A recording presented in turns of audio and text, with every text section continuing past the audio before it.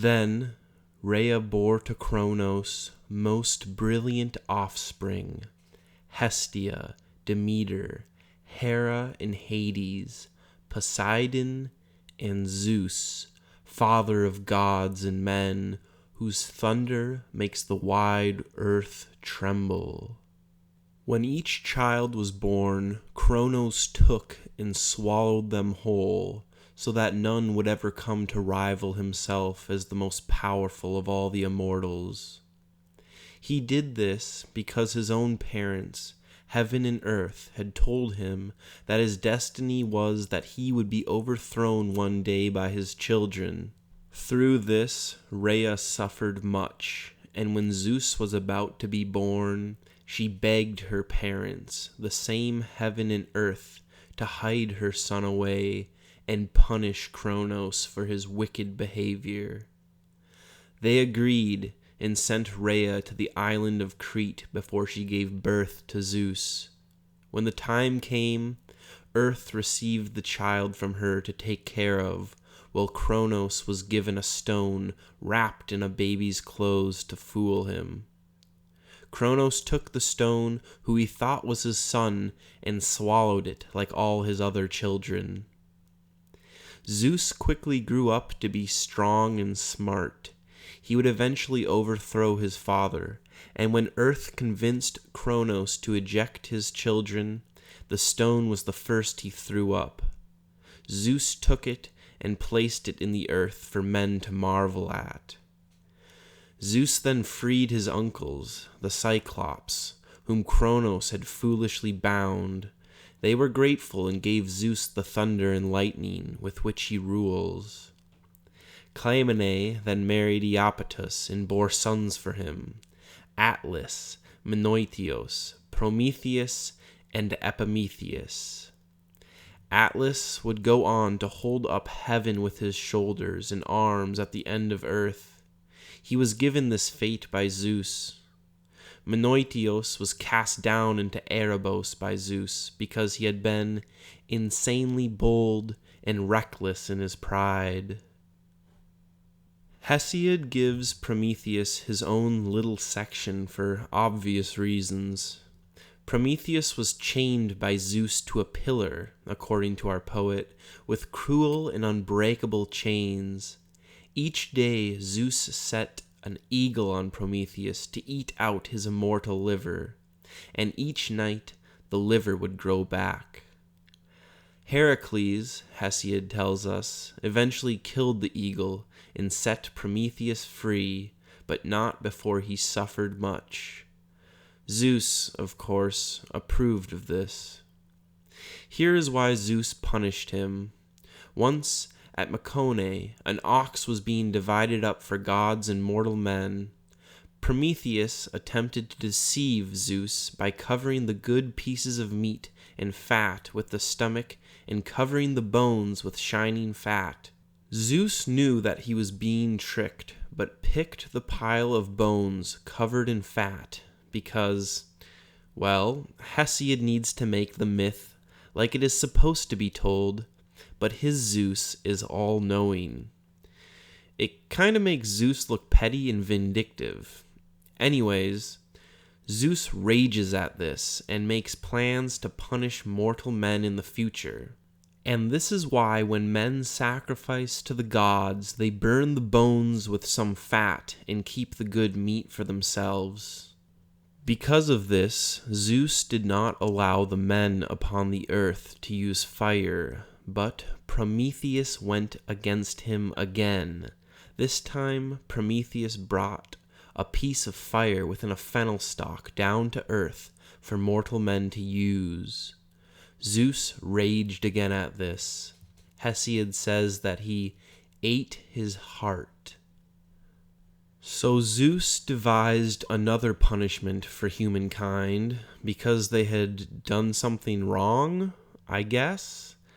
This second punishment involves a fair bit of misogyny on Hesiod's part, for the story is about the fair sex. Zeus had Hephaestus, the famous limping god, construct a virgin woman. Athena then made for her a belt and dressed her up in robes of silver, then pulled a veil over her face. Hephaestus created a crown for the woman, made of gold, and Athena set upon her head a beautiful wreath. Of this creation, Hesiod tells us, "From her comes all the race of womankind, the deadly female race and tribe of wives who live with mortal men and bring them harm. No help to them in dreadful poverty, but ready enough to share with them in wealth. As in the covered hive the honey bees keep feeding drones, conspirators in wrong, and daily, all day long, until the sun goes down, the workers hurry about their work and build white honeycombs, while those inside, in the sheltered storeroom, fill their bellies up with products of the toil of others. Thus, women are bad for men, and they conspire in wrong, and Zeus the Thunderer made it so." Added to this, Zeus has added another woe, according to Hesiod. For if a man avoids marriage and the evils of woman, when he comes to old age, he will have no one to care for him, and when he dies, his property will be divided up by distant relatives. Hesiod paints a bleak picture of man's fate.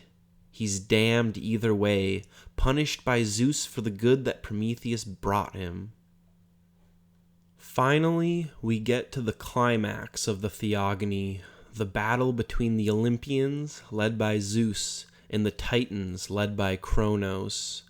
For many years, the 100-handers, the brothers of the Titans, Kotos, Gues, and Briareus, had been bound away underneath the earth.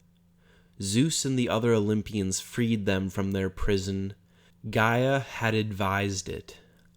The war with the Titans lasted 10 years, just like the Trojan War. It was a well-matched war, long drawn out and brutal, until Zeus unleashed the 100-handers and gave them nectar and ambrosia, the food of the gods. When this happened, Zeus spoke to them. "Hear me, glorious sons of Uranus and Gaia, while I speak as my heart tells me to. For many years the sons of Kronos and the Titan gods have been at war, fighting for victory and power. Come now, show them your great strength, your unapproachable hands, in painful war against the Titans, and do not forget our kindness and goodwill. How through our plans you come back, having suffered, to the light from gloomy darkness and from painful bonds." And Kotos responded to Zeus, "You do not need to tell us what we know. We know your mind and thoughts are excellent, and that you keep the gods from chilly harm. O Lord and Son of Kronos, we came back from gloomy darkness and from cruel bonds because of your intelligence. We find an unexpected end to suffering. Now with our minds intent and eager hearts, we will preserve your power in dreadful war against the Titans on the battlefield." And so the ranks of the Olympians were reinforced by the Hecatoncheires, and the scales were tipped. Hesiod tells us what happened. "And on that day they joined in hateful battle, all of them, both male and female, Titan gods, and those whom Kronos sired, and those whom Zeus had brought to light from Erebos, beneath the earth, strange, mighty ones, whose power was immense, each with 100 arms darting about, and each with 50 heads standing upon his shoulders over the crowded mass of arms. They stood against the Titans in grim battle, with giant rocks in their strong hands, while on their side the Titans eagerly strengthened their ranks, and both at once displayed the mightiest efforts which their hands could make. The boundless sea roared terribly around, the great earth rumbled, and broad heaven groaned, shaken. And tall Olympus was disturbed down to its roots when the immortals charged. The heavy quaking from their footsteps reached down to dark Tartarus in piercing sounds of awful battle, and their mighty shafts. They hurled their wounding missiles, and the voice of both sides, shouting, reached the starry sky, and when they met, their battle cry was great. Then Zeus no longer checked his rage, for now his heart was filled with fury, and he showed the full range of his strength. He came from heaven and from Olympus, lightning as he came, continuously. From his mighty hand the bolts kept flying, bringing thunderclaps and lightning flashes, while the holy flame rolled thickly all around. The fertile earth being burnt roared out. The voiceless forest cried and crackled with the fire. The whole earth boiled, and ocean's streams and the unfruitful sea. The hot blast reached the earth-born Titans. Flame unspeakable rose to the upper air. The flashing brightness of the thunderbolt and lightning blinded all, however strong. The awful heat reached chaos. To the ear it sounded, to the eye it looked as though broad heaven were coming down upon the earth. For such a noise of crashing might arise if she were falling, hurled down by his fall. Just such a mighty crash rose from the gods meeting in strife. The howling winds brought on dust storm and earthquake, and the shafts of Zeus, lightning and thunder, and the blazing bolt, and carried shouting and the battle cry into the armies, and a dreadful noise of hideous battle sounded, and their deeds were mighty. But the tide of war was turned. Until that moment they had kept it up continually in the long, hard fight. Among those gods who made the fighting harsh, foremost was Kotos and Briareus and Gues, who loved war insatiably. With their strong hands they hurled 300 rocks in quick succession. With their missiles they overshadowed the Titans, put them down in everlasting shade. Under the earth broad-pathed they sent them, and they bound them up in painful chains. Proud though the Titans were, they were defeated by those hands, and sent to misty Tartarus, as far beneath the earth as earth is far beneath the heavens. In Tartarus, the furthest depths below the earth, the fallen Titan gods were hidden away and never allowed to leave. Zeus had his uncles, Kotos, Gues, and Briareus, keep guard over them. According to Hesiod, a bronze wall surrounds this ancient hell, and around that is a bit of night itself. Here in Tartarus is the house of night, before which the son of Iapetus, Atlas, holds up broad heaven, in the same place where night and day meet and cross the wall of bronze.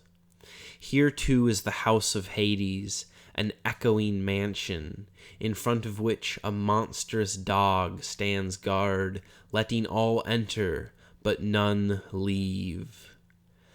The terrible Styx, hated by the gods, also dwells in Tartarus. Her home is roofed by great rocks, and surrounded by silver pillars that reach the heaven. Rarely does Iris, the messenger of the gods, come to visit Styx. But sometimes when fights and quarreling arise among the gods, and some one of the gods who have their homes on Mount Olympus tells a lie, Then Zeus sends Iris with a golden jug to fetch the sacred stuff by which the gods swear an oath, the famous chilly water which flows down from the high precipice. For if one of the gods who hold the peak of snowy Mount Olympus swears an oath and makes libation falsely, he must lie unbreathing for the period of a year.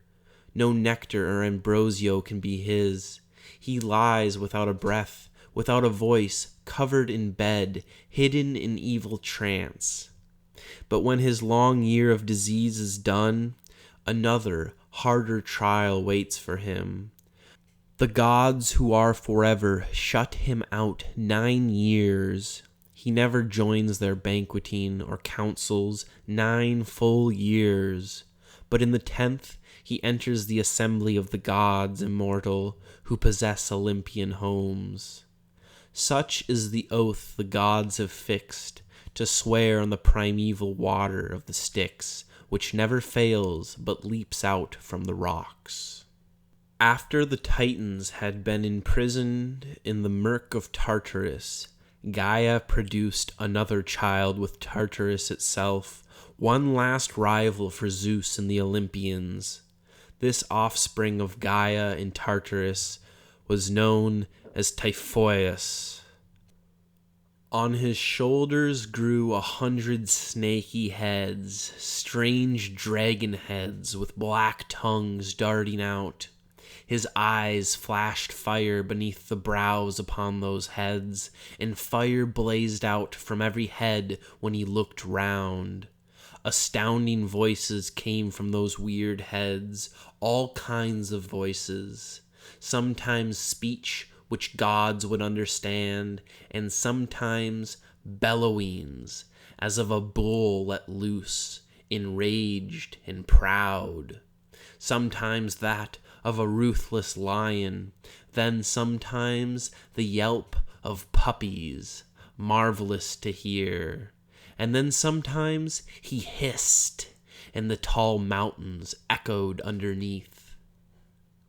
Typhoeus might have come to rule the gods and men, but Zeus was quick to recognize the danger and quick to act. The Lord of the Lightning was soon in battle with the mighty monster. The whole earth boiled, and heaven and the sea. The great waves raged along the shore at the immortal's charge, and endless quakes arose.